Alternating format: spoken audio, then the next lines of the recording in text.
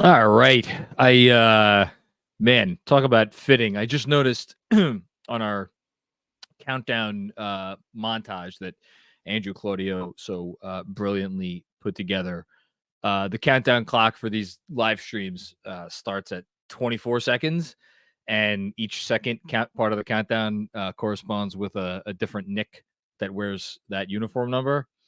And I had not noticed it until just now that the 24 obviously belongs to Bill Bradley, and fittingly enough, the 23 belongs to Mitchell Robinson, because we are going from an interview with Bill Bradley, which was the last thing to hit this channel, to now a live stream, an unfortunate live stream about Mitchell Robinson, which we're going to get into right now. So I'm going to say a couple things at the top, and then we'll get into your questions, and we'll get into whatever you guys want to talk about. Although I do have some thoughts that I want to share off the bat, and we'll go from there. I'll bring up Andrew in a bit because I'm sure he has a couple things he wants to share as well. But a couple things to get out of the way. First and foremost, there will be many attempts to put a positive spin, not a positive spin on this, but put a spin on this where this is not a big deal. This is something that the Knicks will be able to roll with. This is a team that cares about April, May, and June, not October, November, and December. I'm going to say a lot of these things on this very live stream. And before we get to any of that, I don't want it to be lost that this is a big deal.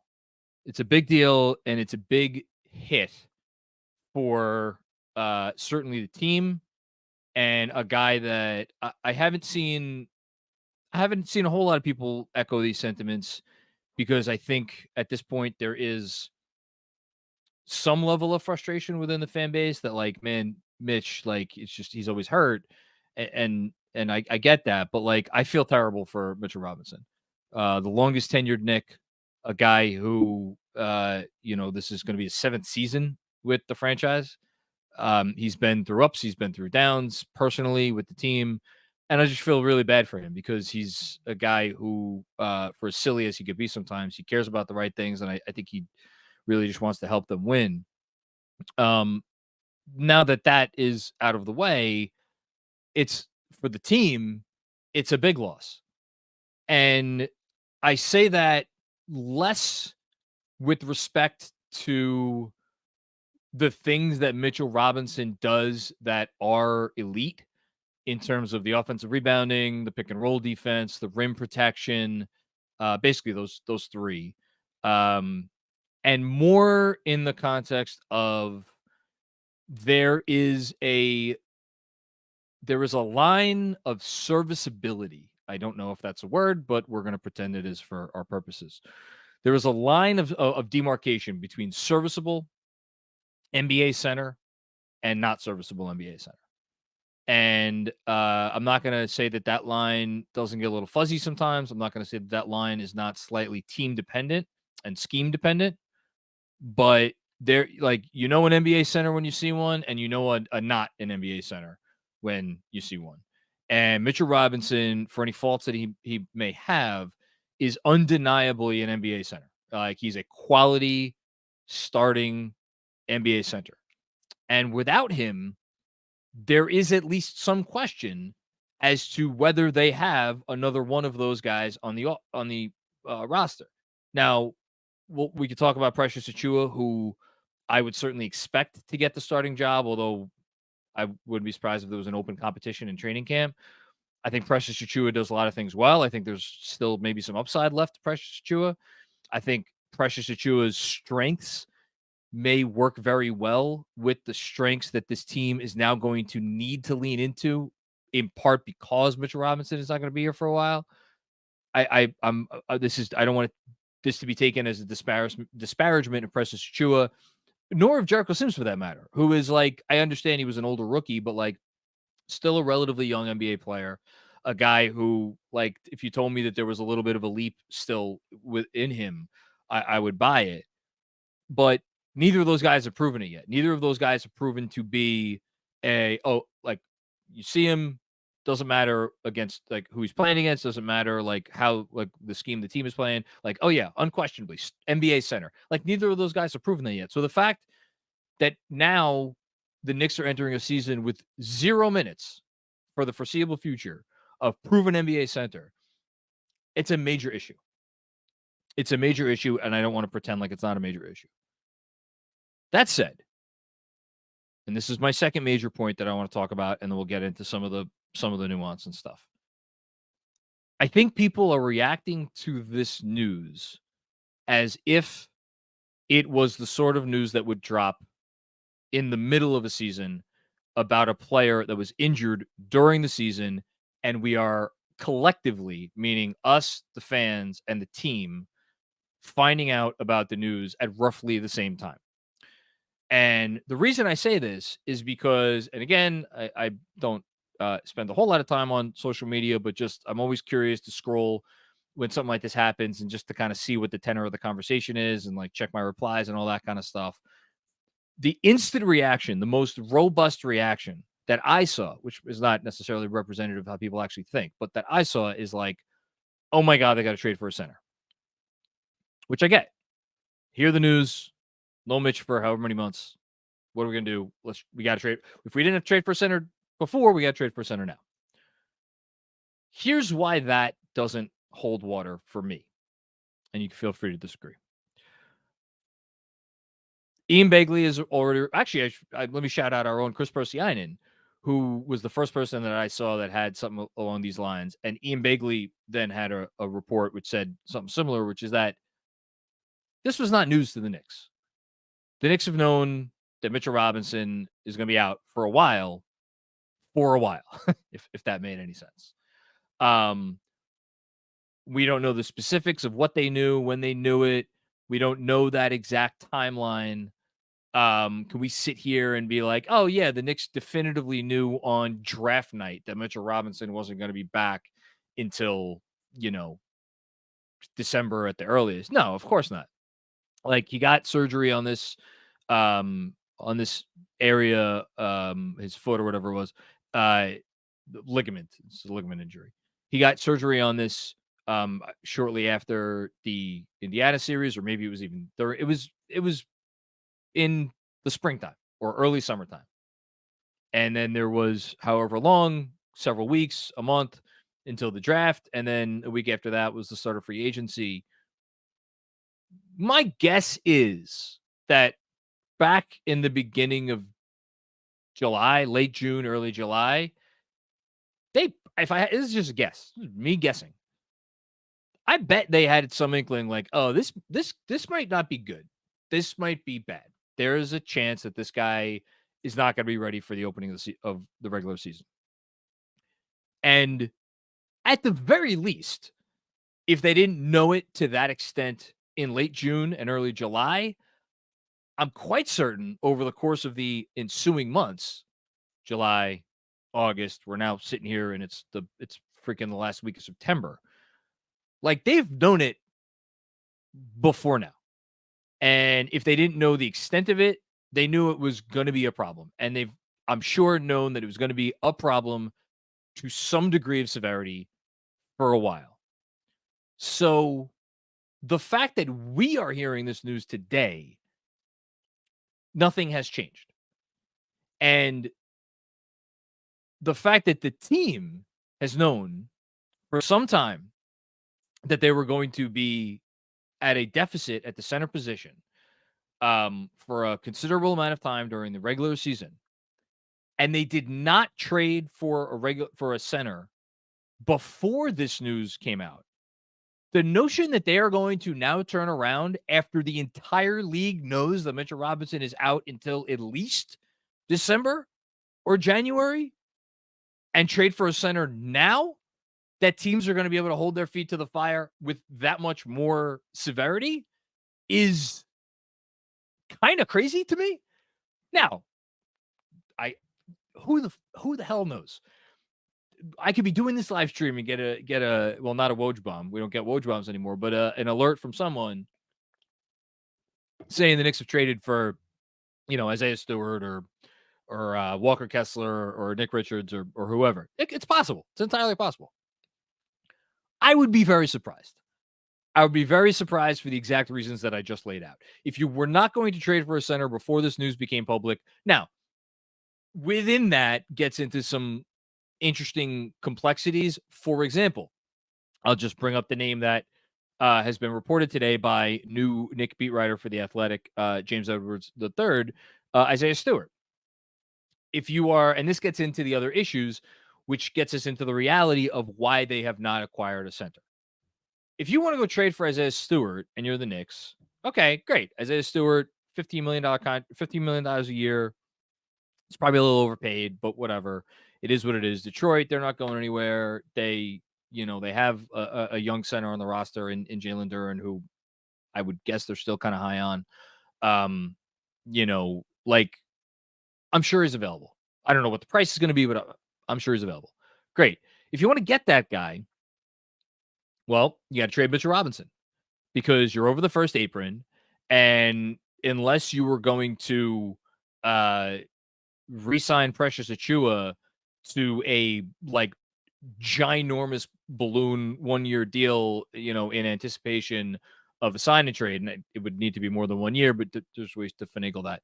The point is, the only real functional way to trade for Isaiah Stewart, definitely now, and really in reality, at any time, if you were going to trade for Isaiah Stewart, is to trade Mitch, which brings us to two issues. One, obviously there are physicals involved in these sorts of things, and even if the Knicks did not announce anything publicly, Detroit would later find out, oh, well, this guy's not going to be here for a while. Maybe that's not a big deal.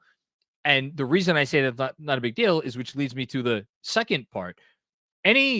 With Mitchell Robinson on the shelf until at least December and January with this injury, that tells me that any trade value that he would otherwise normally have is probably in the shitter at the moment. Because of all the reasons that Knicks fans are a little bit, frustrated with Mitch right now. All the games that he's missed, all the injuries that he's had, maybe he's back by December, maybe he's back by January, maybe he has a setback in his recovery and he misses the entire year. Any of that's on the table. So if you're a team trading for Mitchell Robinson, you are not trading for him at any kind of value for the Knicks purposes. So that's the second issue. The third part, and this is the thing that really intrigues me. Okay, fine. Detroit doesn't care.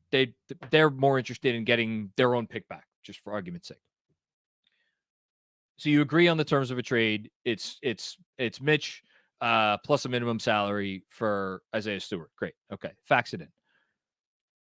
Well, what does that say about what the Knicks think today about Mitchell Robinson and his place in the long-term future of this franchise? And of all the things that people are talking about today, that is the most interesting thing for me. And the reason it's the most interesting to me is because of what I kind of referenced shorthandedly a little while ago, which is that Mitchell Robinson, at his best, can be a difference-making player in the league. We have seen him be a difference-making player in the league. And I'm not even talking about anything he's done during the regular season.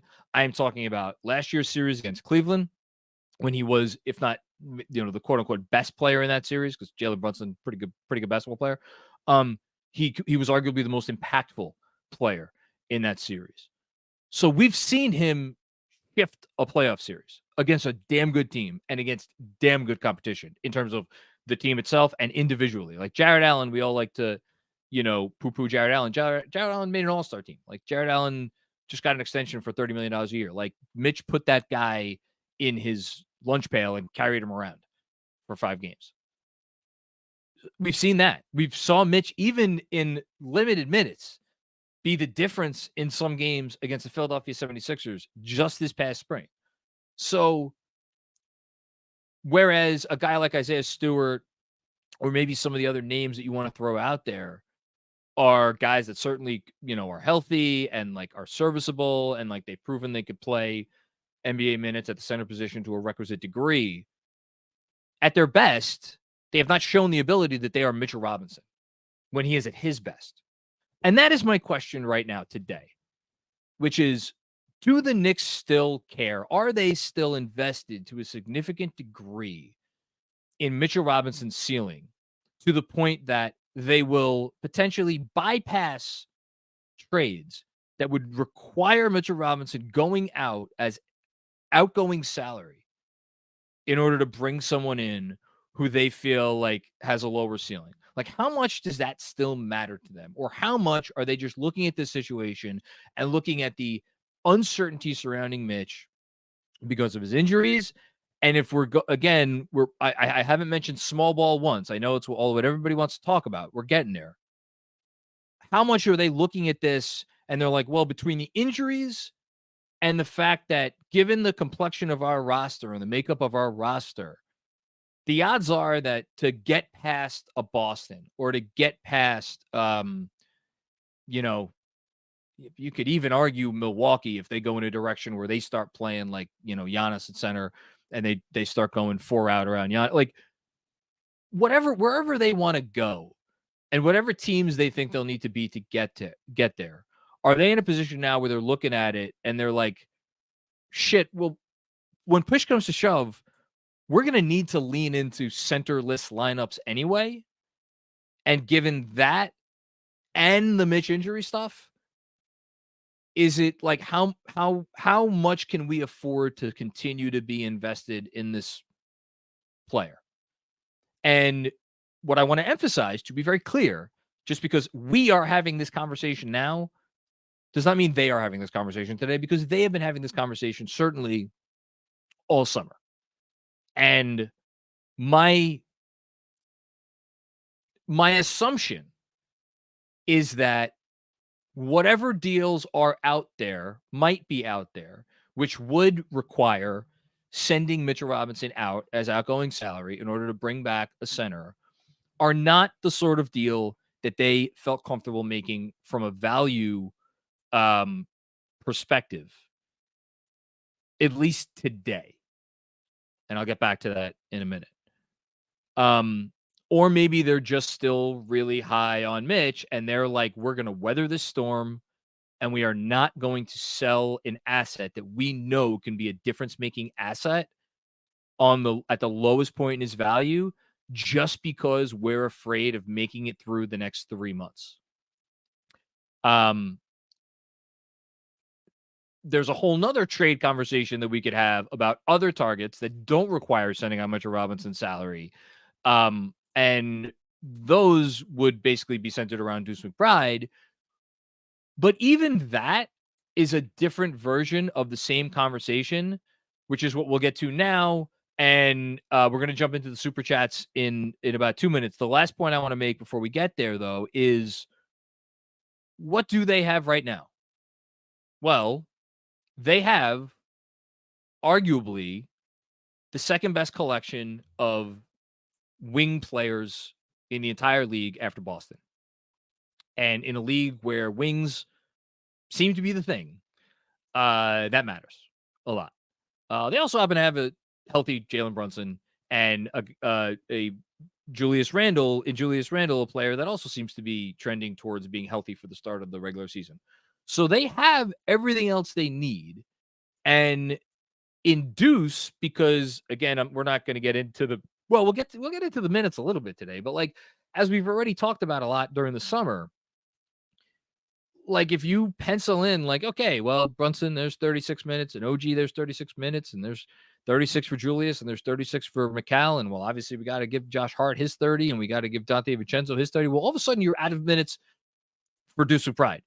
And that's like even putting aside the small ball stuff. You could open up a little bit if you play small, but my point is what you have now is that elite top six. It's as good as any top six in basketball. And then Deuce McBride waiting there in the wings to play either 5 minutes or 15 minutes or 45 minutes if you need to. And he's proven he could do that at different positions. So you have this elite depth, high-end depth at those other spots. And you're like, well, do we really want to sacrifice that by giving up Deuce McBride for, again, I'm just going to throw a name out there, like a Nick Richards, a guy who, like, we know what Nick Richards is. He's not changing your life. he is probably not playing very many minutes, if any minutes, in a playoff series against the Boston. Are we going to do that? Probably not. And then when you talk about some of the upper echelon players, like a Walker Kessler, maybe, well, I have my doubts as to whether Deuce plus like whatever draft stuff they even have. I wouldn't be shocked if Danny Ainge turned that down or has turned it down for all I know. Like Walker Kessler has a really high ceiling. You can maybe say the same thing for Jalen Duren, although he hasn't shown it at an NBA level yet, like Kessler has. So there's a possibility. So like maybe that trade wasn't out there. But it comes back down to Jericho Sims and Precious Achiuwa. Look, they're going to play small. We know they're going to play small. Tibbs came out and told everybody, we're going to play small. And he was kind of telegraphing the Mitch news, probably read between the lines. So they're going to do it. But they're not doing it for 48 minutes, and they're not even doing it for like 25 minutes. They're going to do it selectively. He told you. He literally said 10, 15 minutes even might be pushing it. So what are we doing for those other 30, 35 minutes? And that is what the biggest issue is today. And they are going to try to get by, I'd guess, with Jericho Sims and Precious Achiuwa for the remainder of that time and see where they are at by mid-December. And then when mid-December comes and you can make some trades, including combining multiple minimum salaries as outgoing money in a deal to get you to the amount you need for a guy like a Nick Richards or for some of the other lower salary centers around the league, that you don't need to include Deuce's money. Maybe Leon's going to be on the phones pulling off a trade on December 15th. But I think what this tells me is that they are comfortable enough with what they have where they're at least willing to take it into the season and see where they are at after whatever it is, 7 weeks, 8 weeks, whatever it is from October 23rd or whatever the season opener is until December 15th. And that's encouraging to me that they have enough confidence in Jericho Sims and that mostly Precious Achiuwa and in small ball. But I don't think anyone's questioning whether small ball is going to work. I think we all know the small ball is going to work and it's going to look pretty good. It's just a matter of how much they feel like they can rely on it without being too hard physically on the parties that be. Okay, I got out a lot there. Let's get to super chats. Andrew will chime in later if he wants to, but I know we have some people who will have some questions. So let us get to them. Of course, the first question comes from Kevin Danishevsky. Hello, Kevin. Get well, Mitch.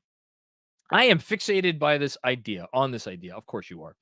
Mitch plus Deuce plus Keita Bates-Diop plus the Detroit first-round pick for, oh boy, only Kevin. Only Kevin. One Detroit center isn't enough. I want both Detroit centers. This is a Danishevsky if I've ever seen one. So he wants to do Mitch, Deuce, Keita Bates-Diop, and the Detroit first-rounder for Beef Stew, Isaiah Stewart, and Jalen Duren. The Knicks solve the center problem, and they clear roster room. Detroit gets their first-round pick back. That's a lot of stuff to do. Kevin has another follow-up here. Alternatively, helps Detroit get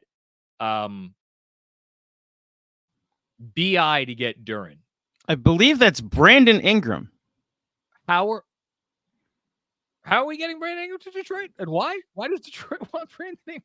Here's the thing, and you already said it. This is a Danishevsky. So we see it, we react to it. I wonder how well they'd sell. I know one person that would buy it. I'd buy one. Okay, 2. We're up to 2. Kevin, you've got someone to match with. Here's the thing about all of Kevin's trades. The best thing I could say. If you peel back the layers of the onion in the inside, there's always like a seed of rationality. And like, yeah, there's a seed of rationality here. Like a shitty team that's going nowhere this year gets their first round pick back. So you don't have to worry about, giving up the 9th pick in the draft in 2 years or whatever it is. And the Knicks get 2 centers. I think both teams say no to this. And I think both teams say no to it pretty fast. I think it's I'm not sure if Detroit is at the point of I'm sure they'd like their first round pick back. Do they need to upend their team? And like if you're trading Jalen Duren, like you're upending your team because he's like in theory after Cunningham and I guess Thompson, like and maybe the rookie they just was Ron Holland, and maybe Holland. Like Duren he's in that realm in terms like right in somewhere in that 3-4 zone in terms of like building blocks that they should at least really care about.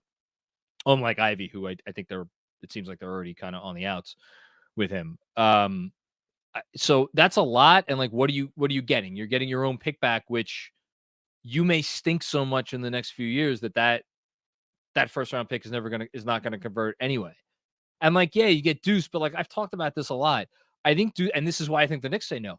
I think Deuce McBride has a lot more value to the Knicks than he does for other teams because the Knicks know exactly what Deuce McBride is, and they know what Deuce McBride could do for them. He is the perfect breaking case of emergency. You need me to play 48 tonight, coach? I'm good. Like, put me in. And he could do that to a serviceable level. And we know that he could play with all these other guys, including Jalen Brunson. So, like, and by the way, for a team that is very, very, very clearly trying to avoid the second apron for as long as humanly possible.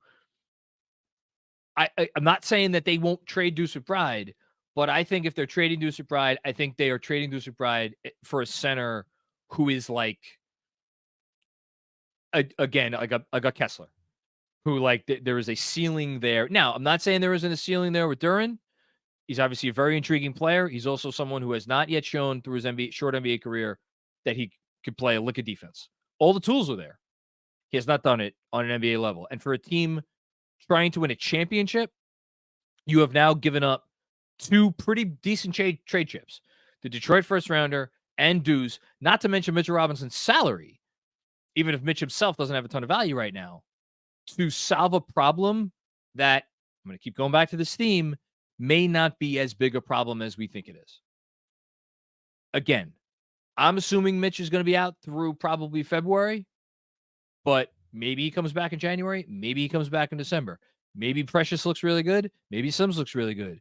Maybe that they are such a good team that even if those guys individually leave something to be desired, they are just so good at all the other spots that it doesn't matter. And they're going to win a ton of games regardless. Because at the end of the day, all that matters is they keep themselves in the hunt, keep themselves in the race for, like a top 2, top 3 seed, and then make a push in the last month, 2 months, whatever it is, before the playoffs start. That's what's important.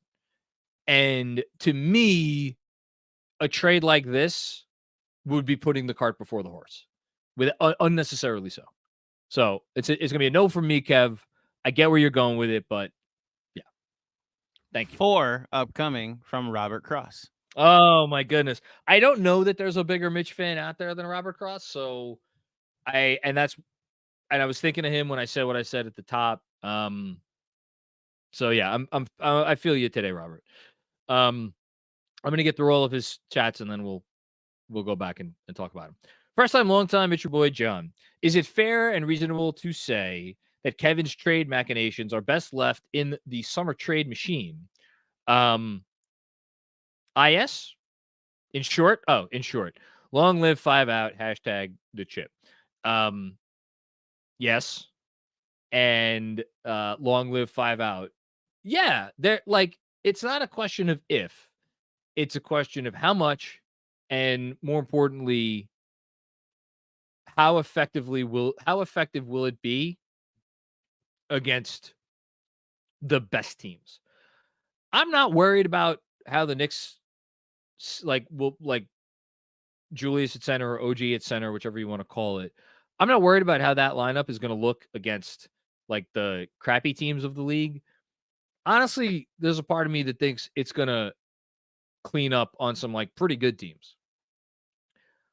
I'm wondering how that's going to do against the very best teams, and it's for different reasons.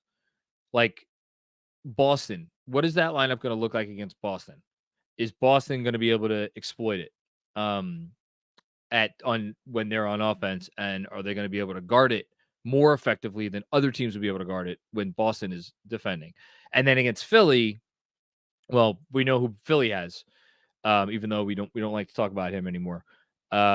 So yeah, different challenges. Thanks, Robert. Next one from Robert Cross. First time, long time. It's your boy John. Isn't it a bit of a tell that the front office did not trade for a center this summer? I think it is. Hashtag the chip. I mean,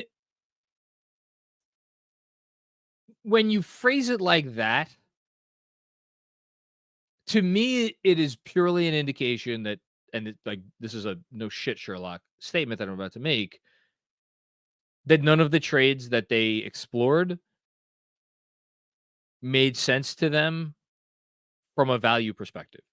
It has been reported by many people who we don't question that the Knicks have kicked the tires on acquiring a center.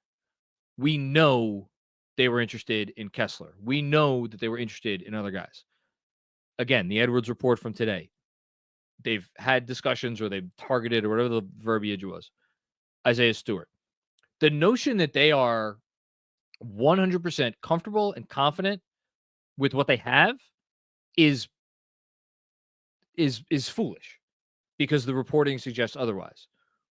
What the conclusion is that I think we can draw is that they are confident enough such that whatever price all these teams were asking for all these centers that the Knicks were kicking the tires on, which was surely a high price across the board, the Knicks looked at all those prices and said, thanks, but no thanks. We're not paying that price.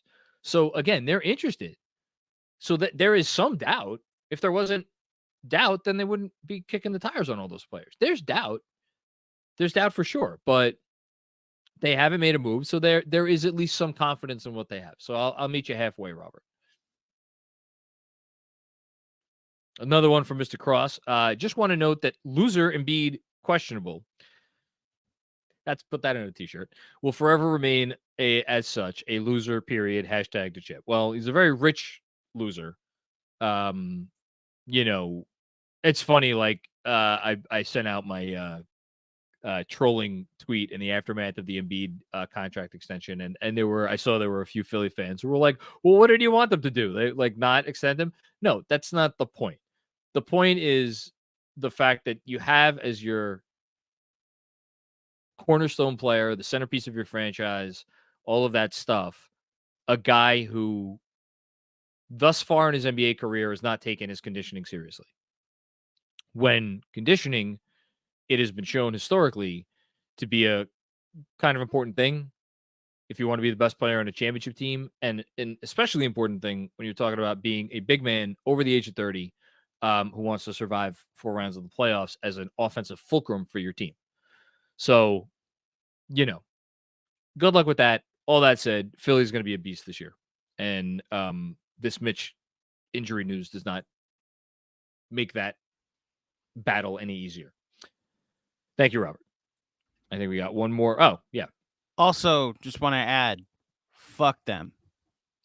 And the entire city of Philadelphia. Just wanted yes, we're talking pennant races, are we not? Just wanted that on the record, too, while we're respecting our opponent. They can all get them.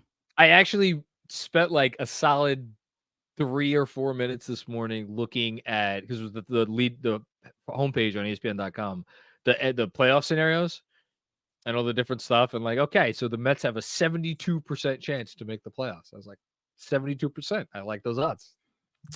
You know what that number means to me? It's a 0% chance I care about that. The number that matters to me is 2. The Mets win 2 games in Atlanta. They clinch. That's it. Okay, there you go. Yes. That's good to know. One more from Robert. One more from Robert. First time, long time. It's your boy, John. In my opinion, you want Money Mitch for playoff matchups against certain unmentionables. Yeah. Yeah, of course you do. He's a guy that, like, we know what he could do in those scenarios. We just saw it. But again, to reference the kind of bigger point that I was trying to make earlier, how valuable is that to them? How important do they think Mitch is going to could potentially be? And is the answer that he's so important that they would bypass some other moves in the meantime? And I don't know the answer to that question. What I guess the thing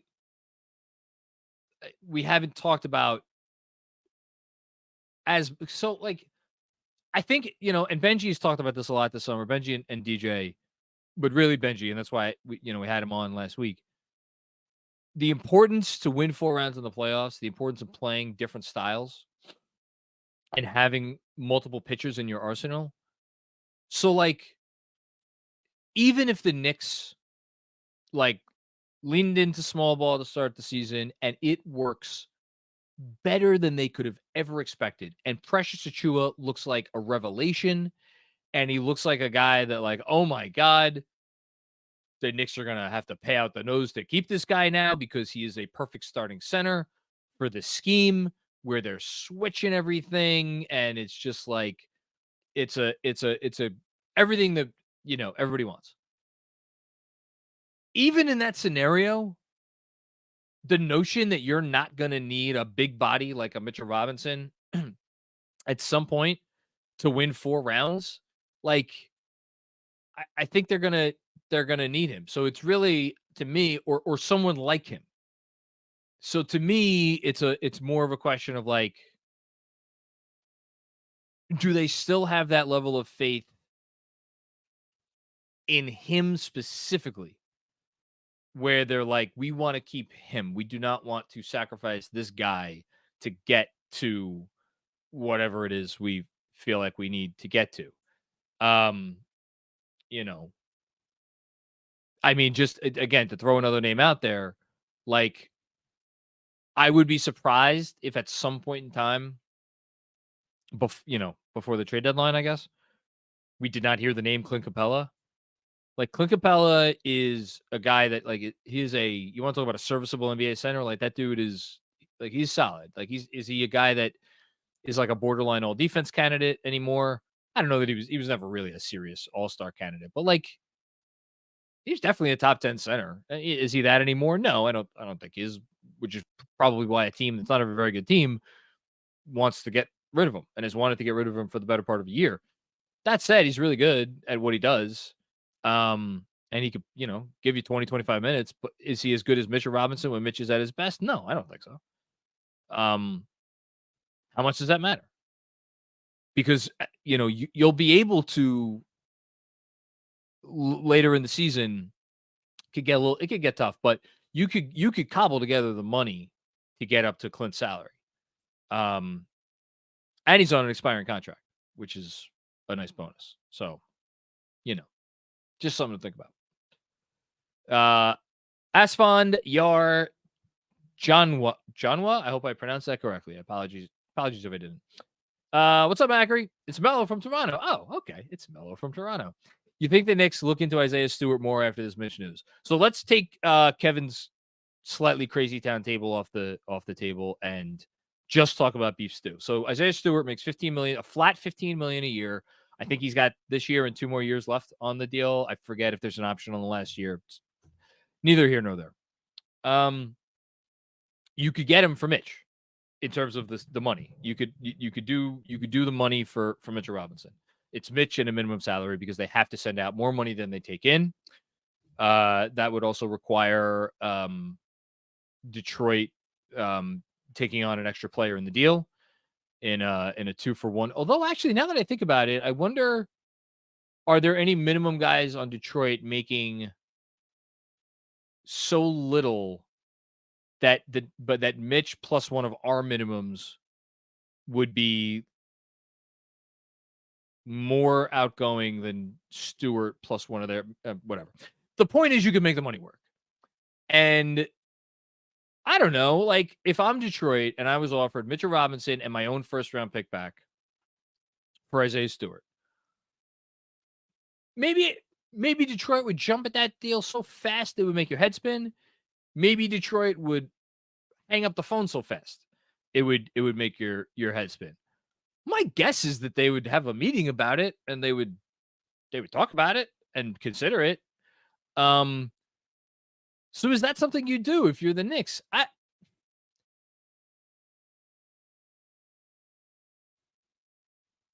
How important is it to get Isaiah Stewart in here? I'm asking that not facetiously. I'm like genuinely asking because right now, like, are we positive like that Isaiah Stewart is a better fit as a starting? Because if you're trading for Isaiah Stewart, you're trading for him because you want to start him. That he's a better fit as a starting center for the Knicks than Precious Achiuwa. I mean, probably, right? Probably. Yeah, I would say, yeah, sure. By how much? To what degree?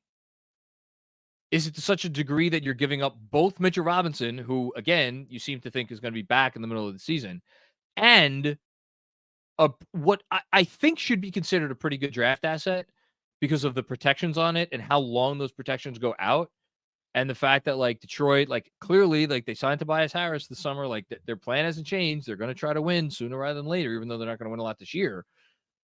So that's a pretty good draft asset. Like, that could be like the 9th, 10th, 11th, 12th pick in a draft.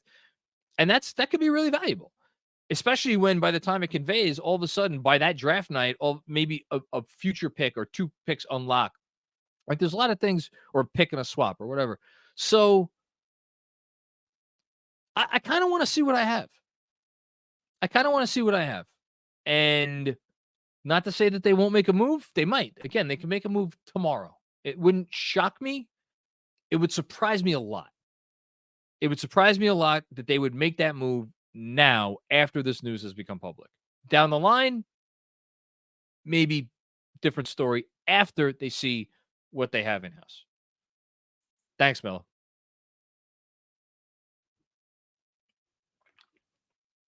Bernard Richardson, what's going on, my friend? How are you? Albeit unplanned and frustrating, man, it feels good to be back on a live stream with all you fellow sickos. We're almost there. Yeah, it's not the. I always forget the Batman line. Not the hero we got them deserved, but the one they needed. Yeah, this is not how I wanted the first live stream of the year to go, but it is good to be talking basketball. So there's that. But yeah, we're before you know it. So is this the live stream that Knicks fans deserved, but not the one it needed right now? Because that's the line. Yeah, that makes sense, doesn't it? Yeah, it does. I just Sure. wanted to talk through it. Yeah, this was glad the we live did. stream that you deserved, but not the one you needed right now. No, it's the one you deserve, not the one you needed, or is it the one you needed, not the one you deserved? Ooh, that's a discussion board question. That's a newsletter idea.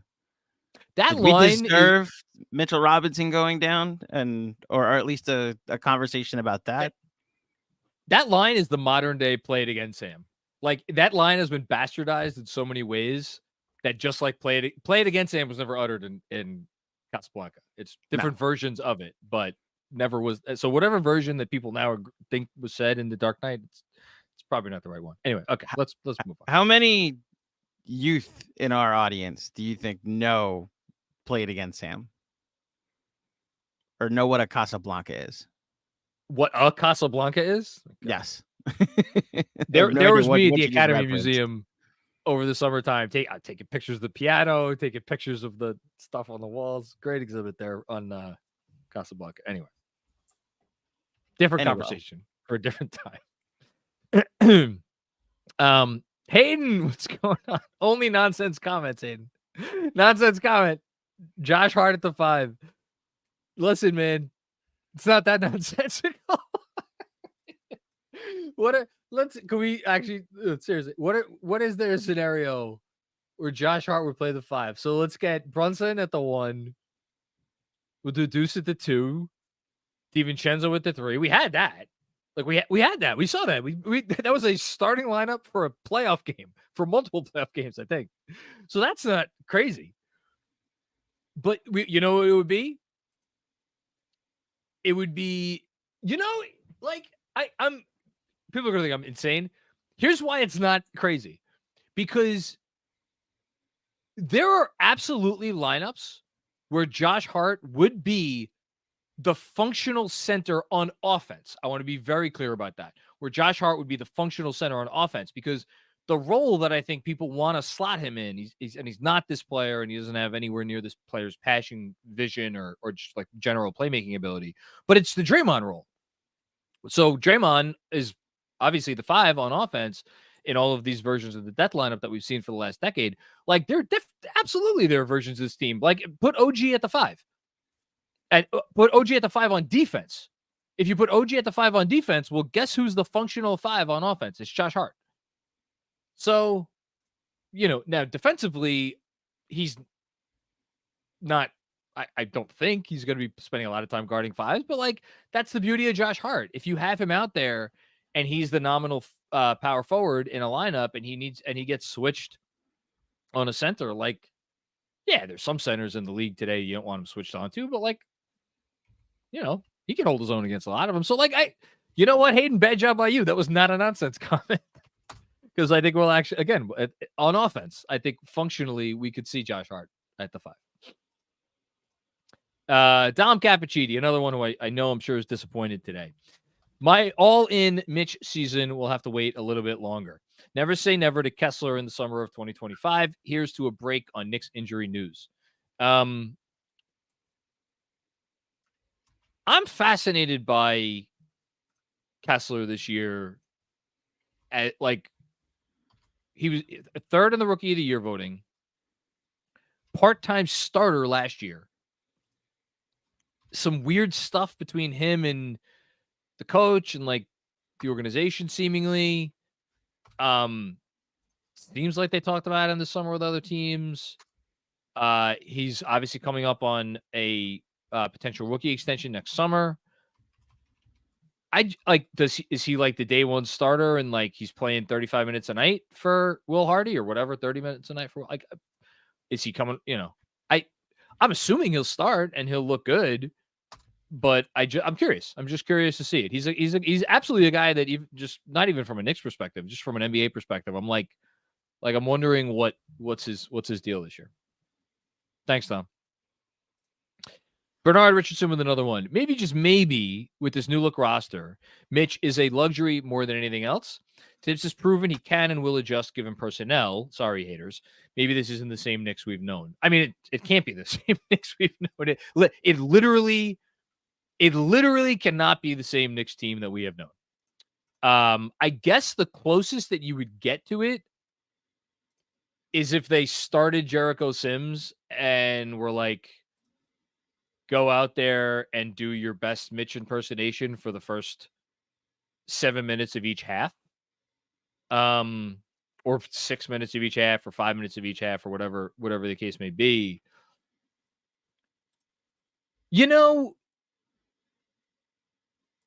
Like, so to answer your main question, like, no, Mitchell Robinson is more than a luxury. Like, he's not just a luxury. He's more than a luxury. He's too good. And again, the whole bit that I said before about proven NBA center and all the things that Mitch is elite at, like, I think you're either going to need Mitch or you're going to need a player kind of sort of like Mitch at some point in time to get through as many playoff series as the Knicks hope that they get through. That said, I wonder if, I'm sure they have a lot of options on their whiteboard right now.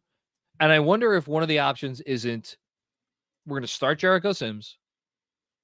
We're going to give him a chance to earn the starting job.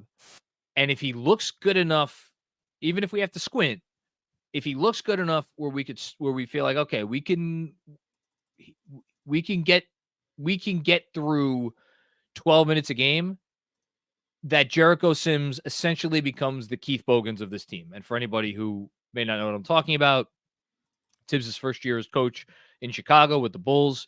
Keith Bogans started either every game or like 81 games or it's some insane number, and he averaged like 17 minutes a night or something. Like he would start the game, he would start the second half, and then he would go to the bench, and they would go to, whether it was whatever alignment they went to. That was more effective. I could see a world where that happens, except it's Sims in the Bogans role. And then again, does he play, for the first handful of minutes? And then is it Achua coming in? Probably it is Achua coming in. And then it's like, all right, well, if that's not working, then we're going to go small. And then we're going to go back to Achua or whatever the case may be. You can do that if Sims plays like as well as we've seen him play at times over the course of his career. And then there are other times where he frankly just looks overmatched. And now have we ever seen him with as good a supporting cast as he's going to have now? I don't think so. That's number one. And number two, if they go into training camp with like, this is our preferred option, which I absolutely could see them going into camp being like, our preferred option is we're going to start Sims and then we're going to cobble together the rest of each half from there. If he goes in there knowing that and they prepare for it and they really like make sure they drill into him like the several things that he needs to get right for it to work, maybe it works. I wouldn't shock me. Wouldn't shock me at all. Bill Peter friend, what's going on, Bill? Great to hear from you. Hope your summer went well. They have bigger talent to get through the first half. I think there is a trade at some point. They'll be fine. I also think that they will be fine. I think we may experience some bumps along the way. I think it could look good, and there maybe still will be a trade. Anything is on the table, truly. But ultimately, there is enough talent here, and there is enough. The culture is strong enough, and the DNA, the fabric of this team is solid enough where if there's any team in the league that has it in them to just like kind of hike up their pants and go in and be like, all right, we got to survive 3 months without our guy. Let's go do it. It's this team. Thanks, Bill. Drew P. What's going on, Drew? Turning bench centers into starters is Tibbs' magic. He does seem to be pretty good at it. He's gotten the best out of a lot of centers over the course of his career. Like, it's still astounding to me that Pau Gasol made an All-NBA team under Tibbs at like the age of, I don't know what the hell, how old Pau Gasol was, but like that happened. Nerlens Noel, career year. The best of Mitchell Robinson. Isaiah Hartenstein. I mean, again, a lot of that was on Isaiah, but like Isaiah signed here for $8 million a year, and he left as a $30 million a year player. That happened under Tibbs, So I think they'll be okay. I think he's the right coach for this job. I'll say that. Kevin Danishevsky, one more. Oh my God, it's a civil war here in Knicks land. If Robert Cross were the GM of the Knicks, our starting lineup would be, oh dear God, Frank, Knox, RJ, Obi, and Mitch. I kind of like the BI. I kind of like BI and Cade together with Tobias and Fontecchio. I see what he's doing now. He wants to route Mitchell Robinson to I'm a little slow. It's again my first live stream in a while. He wants to reroute Mitch with what additional salary? Because you got to send out like another $15 million to get to BI's salary. I don't know where that extra money is coming from. And Kevin, before you type it in another super chat, just put it in a regular chat because you've been generous enough with these ideas today. But thank you. Anyway, thank you, Kevin. Juanon, what's going on, Juanon? You ever going to give Robert Randolph the credit he deserves? Oh my God, what did he say now? I don't. The answer to that question is no, because he doesn't deserve any credit. Man broke this story ages ago. He found out before Mitch even knew. Hashtag fire tips. Hashtag rest in peace, Fred. Oh dear God. Yeah, no, Robert was all over this one. The prophet. The prophet speaks. What a guy. CT Pittman, what's going on, CT? Great to hear from you. Hope your summer was well. Excited for the upcoming season. There we go. That's the energy we need. I like it. I like it. We should. Here's the thing. Like this sucks. This news sucks. It sucks for Mitch mostly, and it sucks for the Knicks because Mitchell Robinson's a good basketball player, and if you take away a good basketball player for any amount of time, it makes your life harder, even if it may open up some opportunities. I'm still very excited about the season. And I think they're still going to be good. I think they're going to be good out of the gate. And they're going to know with the starting gun goes off, like their backs are going to be kind of, I wouldn't be surprised if they started the season feeling like, okay, our backs are against the wall because we don't have our starting center. So maybe not a bad thing. Manny Campos. Knicks go with a switch heavy minus JB scheme. I mean, I think this makes it more likely that they will go switch heavy. Absolutely. And this is where we go back to the Sims thing. Because really the starting center is going to give us the answer to this question, Manny. Because if it's Sims, that to me, if we go out there on the first night, a first preseason game, and we get, now I don't know, maybe he's not going to tip his hand on the first preseason game. But like, I mean, shit, they opened the season against Boston. So like if there was ever a team, well, I mean, I guess there's differing points of view on this. My simplistic basketball mind would seem to think that if there's ever a team where you want to switch more on, not less, it's Boston. So like opening night's going to tell us a lot, right? Because if they go out there and they start Sims at center and they try to make that work for some period of time against that freaking team, that tells me that they are very hell-bent on at least continuing for some period of time in every game to go with what we've kind of come to expect from them.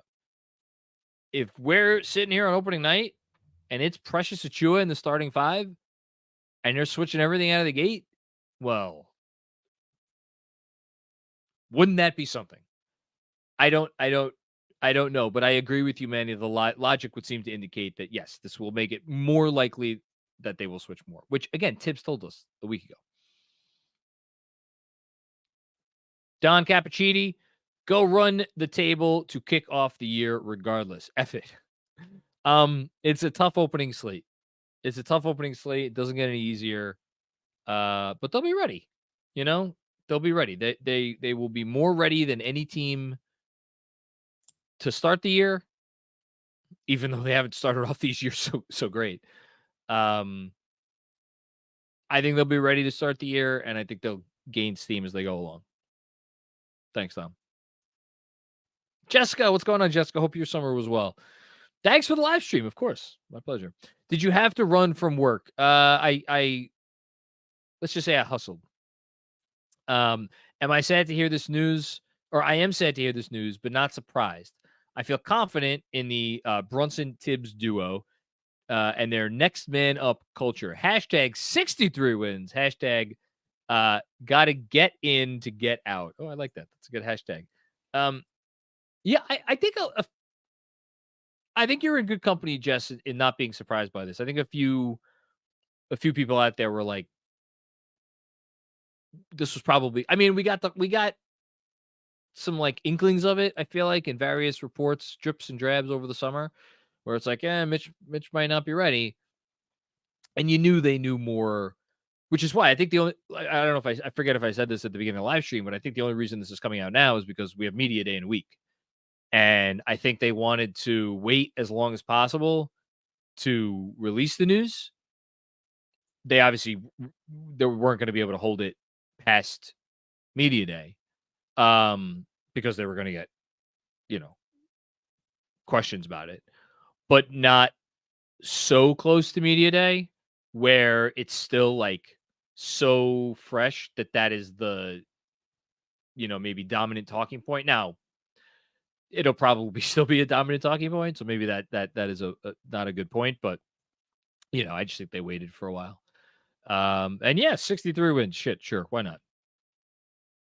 Thanks, Jess. Jason M, what's going on, my man? Hope your summer was well. Do you think the front office is forcing Tibbs to play small? I don't know that anybody has the capability to force Tibbs to do anything. I understand where you're going, where you're getting at, where you're not like, no, not literally, but like, we're not going to trade for a center, and that's our way to force you to play this way. I might be being naive. God knows I've been naive before. I would like to think that their internal culture has grown to a point where they would not purposefully create that sort of situation where basically because basically what you're implying, and to be clear, I don't think it's a crazy implication at all, but what you're implying is that like Tibbs is banging the drum day after day, get me a fucking center, and they're just like, no, we don't like any of the deals. And then you're going to go into the season with a coach that is maybe less than happy. Now, they did give him $30 million this offseason, so I don't know how much his protestations are really, they may be falling on deaf ears. I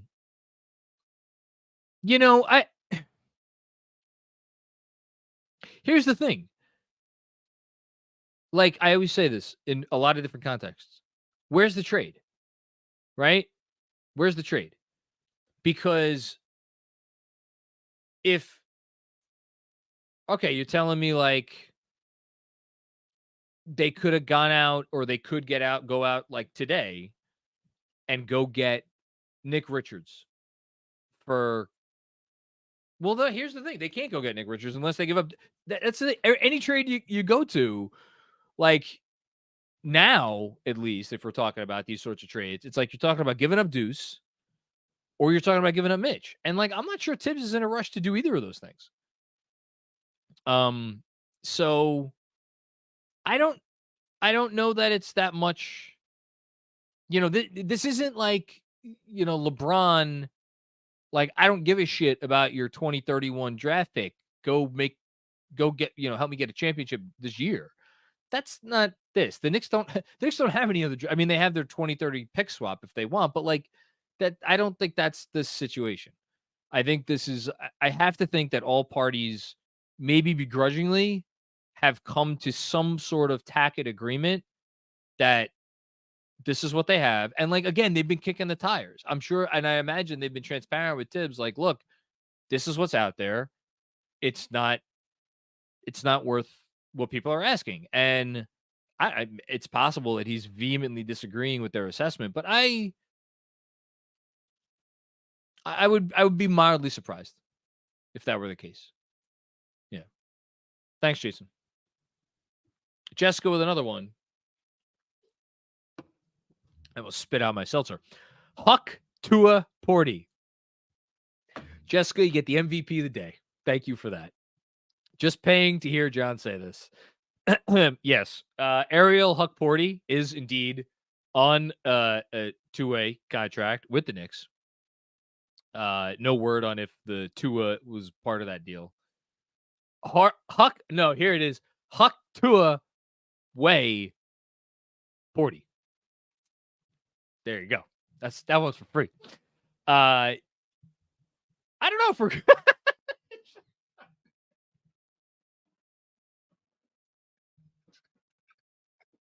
Andrew, I love you. That was good. You gotta listen. Can't get these things just anywhere. These gems. I mean, look, he's on a two-way. I don't know that he's quite ready yet.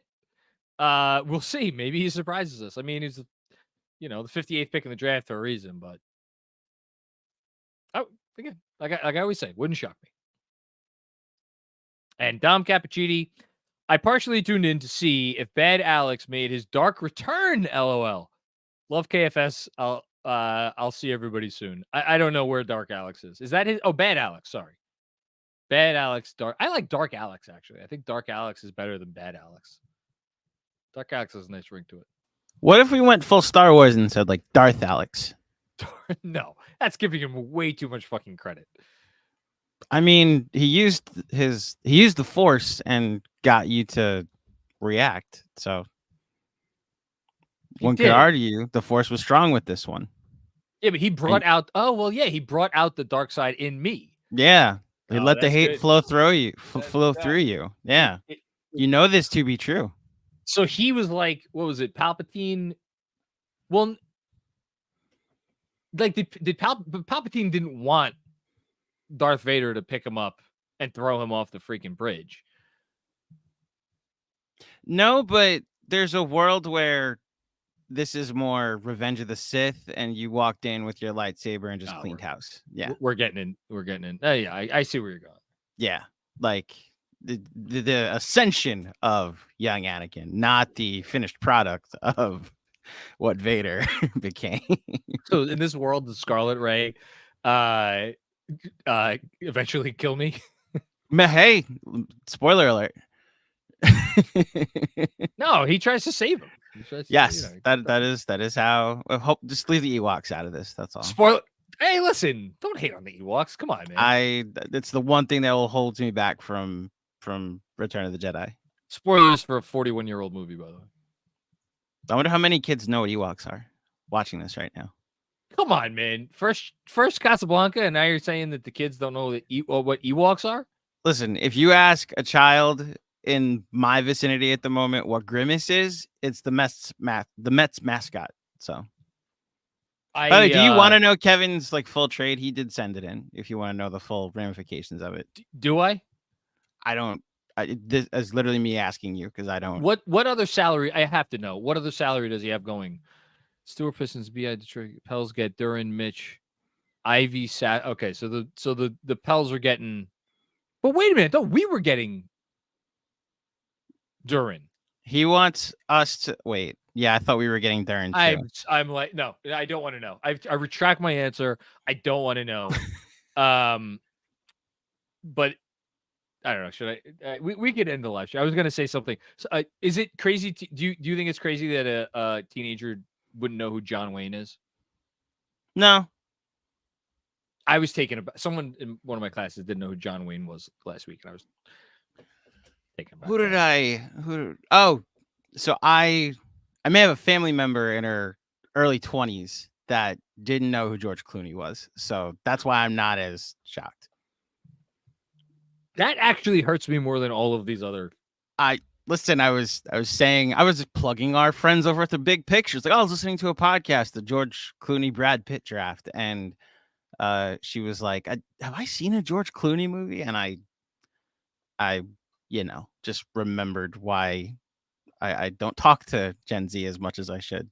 But like, be easy on Kevin. Like, he just had a whole summer where he wasn't allowed to watch the Mets because he punted on them in July. So it's a shame. This team is so fun too, but lo and behold, he didn't get to enjoy it. Kev, it's again, the craziness is rooted in something that has some good sense to it. I think it's a little bit too much for me. So on that note, thank you everybody for tuning in to our first emergency live stream of the year. Hopefully no more, I guess, before the season actually starts.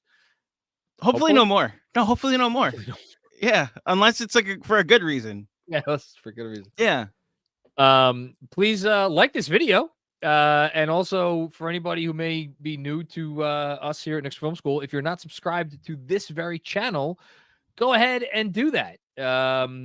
it'll help us out and get more eyeballs on us and what we do. I think I am going on with Dexter Henry later today, so feel free to look out for me on that. Apparently I'll be live. Oh, well, I hope I don't screw that up.